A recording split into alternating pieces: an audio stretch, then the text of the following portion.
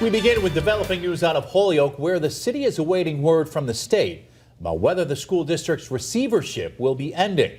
Welcome everyone to Western Mass News on this Friday. I'm Chris Pisano. And I'm Abby Carnevale. Western Mass News reporter Olivia Hickey joins us live with what we know so far. Olivia? Chris and Abby, the district was put under this receivership because the state believed the district was underperforming. Now, for background, Holyoke Public Schools has been under the receivership since 2015, when the State Board of Education assumed control of the district and appointed a receiver to oversee a turnaround plan.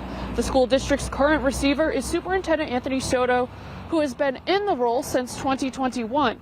Last May, Superintendent Soto and other district leaders spoke about the progress made in the district during a Department of Elementary and Secondary Education board meeting, including a decline in dropout rates, rising graduation rates, and higher participation in advanced coursework.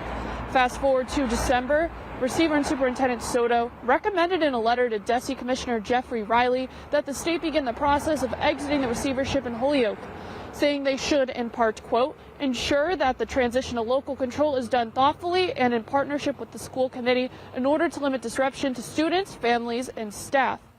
Now, DESE's decision about the Holyoke school receivership is expected to come in any minute, and we will bring you any updates we hear about as soon as we get them. Reporting live in Holyoke, Olivia Hickey for Western Mass News.